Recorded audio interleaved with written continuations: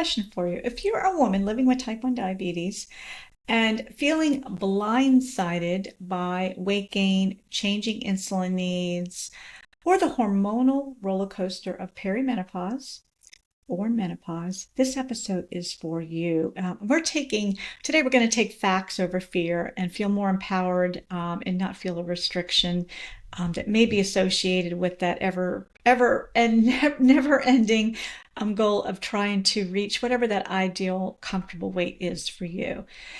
And before we dive in, I want you to grab a free guide that I created just on this topic. It's how to escape the weight gain train wreck with type 1 diabetes. It breaks down everything that we'll be covering today, the real reasons behind frustrating weight gain, and offers my proven 3-step process to help you reset and feel more in control again. So I want to start with a real client story. And this starts with Laura. She was doing everything right, counting the carbs, staying active, but suddenly nothing was making sense like it once did. The scale was creeping up, blood sugars were unpredictable, and her energy was tanking. Her doctor just blamed it on her age and told her, well, you're getting older, you just got to eat less, move more, and that's just the way it is. Sound familiar? Yes, we've all either been told that, or even in some cases, we're telling ourselves this story, right? So through our work together, Laura and I, we focused on understanding how estrogen the loss of estrogen was affecting her insulin sensitivity, the stress that she was feeling, and her metabolism, so her ability to maintain a healthy weight. Once she started eating to support her hormones, when we started to work with each other, lifting weights strategically, and advocating for hormone replacement options with her doctor, everything started to change. So this story isn't rare. This might be you. This is definitely part of my story before I got on bioidentical hormones. And today we're not going to necessarily point directly to bioidentical. It's going to be part of the puzzle, but we're really going to talk about the things that may be tipping the scale in the wrong way and leading to that frustration.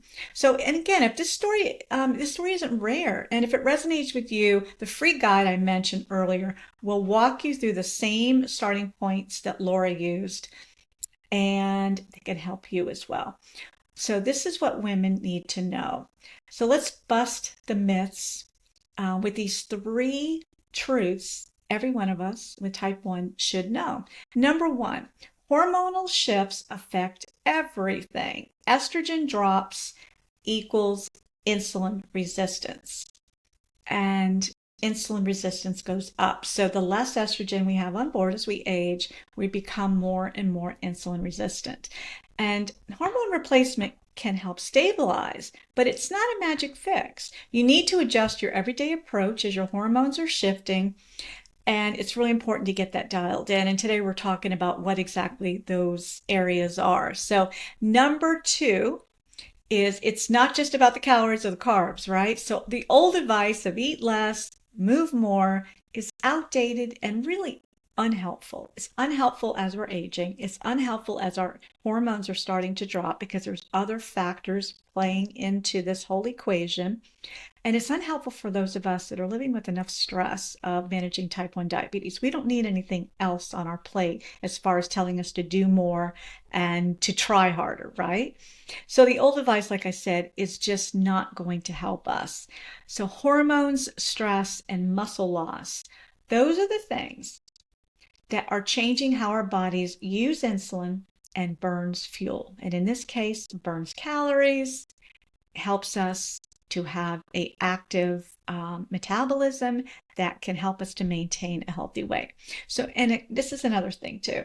Weight gain isn't about lack of willpower. So this is not about trying harder, okay? It's a deeper metabolic puzzle, especially when insulin is really a main focus for those of us. So insulin, like I was saying, is powerful and it's so necessary. Insulin isn't the villain. It's life-saving. We need it. It is purposeful. And we need to be aware of how it's helping us so that we can better use it and utilize it going forward. But rising insulin needs can be a signal. It's a signal of inflammation. It's a it's a signal of hormone shifts. That's when that estrogen drops.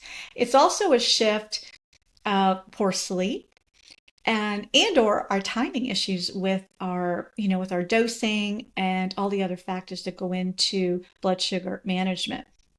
So the fact that we need more insulin is really pointing to other things, right? I'm big about looking at the big picture, just unpacking who you are, where you are, what you need, and what needs more support in your life. And so this is just a reminder to grab that free guide, uncover which of these root causes that I just mentioned might be affecting you specifically.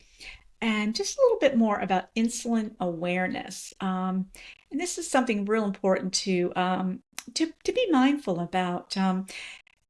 These elevated needs, they're not bad. Let's not term them as that we're losing control, that we're a bad diabetic because we can't keep things in line like like we once did.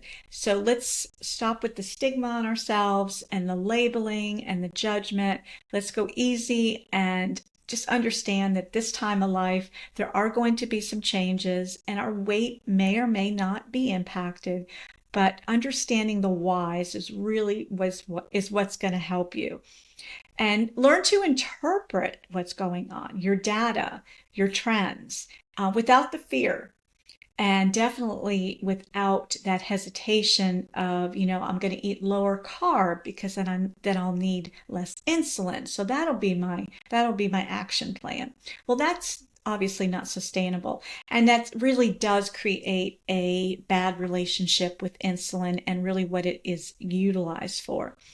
So Another thing to be looking at is what to track without obsessing. Okay, so being aware of what's going on, being aware of really your total carbohydrates, how much insulin it's requiring. So maybe you are eating the same. You've always eaten a healthy, complex carb, fiber-rich diet, and now suddenly that healthy diet is requiring more insulin. It's weighing you down. It's making you more insulin resistant.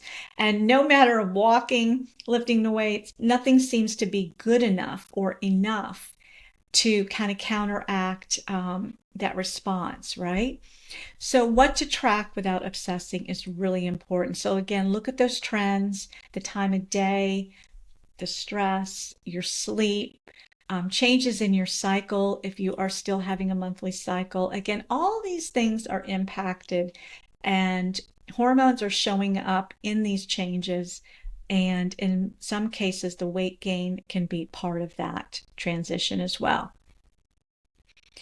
And I want to point out too, to have that fear-based thinking, restricting insulin leads to burnout and worse control over time. So we need to be focusing on optimizing what we do take, what we do dose, never minimizing it, but optimizing it and looking for other ways that we can boost our sensitivity. And I'm going to tap into that here in just a minute. And that free guide I was talking about is going to give you a quick self-check to see where you stand on insulin resistance, muscle loss, and hormonal imbalance. And I want to leave you with a few things today, a few proactive steps that can work. So we're going to talk about nutrition. So this is step number 1, and this is so important, nutrition that supports insulin sensitivity. So there are some hormonal balancing foods.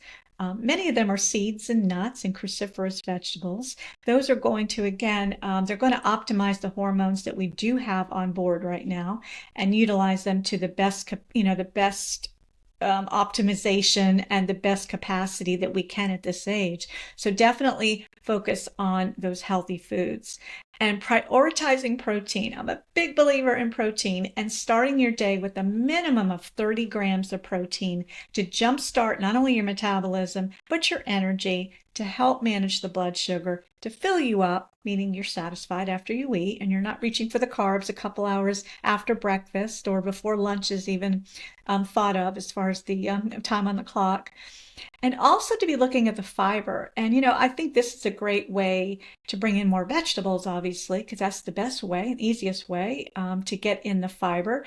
And it helps to fill the plate. They're complex carbs. They require less insulin than, say, the pastas, the rice, the cereals, those things that I know that we try to avoid, but they can kind of sneak in if we're not really paying close attention to that. So to really fill your plate with that balance, those balanced meals, lots of complex carbs, the non-starchy carbs, and protein, healthy fats, and you're going to feel better. Your blood sugar will respond. Your insulin sensitivity will be more will be better, will be improved as well. So you will require less. It's also going to help you with your workouts too, because that's going to fuel your energy for the day. It's going to help with our mood stabilization. It's going to help with our energy. It's going to help with brain focus, all the things again that we're paying attention to, that we're keeping an eye on as we're aging, all the things that do tend to show some symptoms as we are getting older. So the second point I was making was don't skip the meals, get that protein in, and definitely a minimum of 30 grams first meal of the day. And the second one is strength training. So and I'm guilty of this too. And guilty is the wrong word, but I tend to be really focused on cardio. I enjoy cardio. I like to walk. I like to bike. I like to sweat.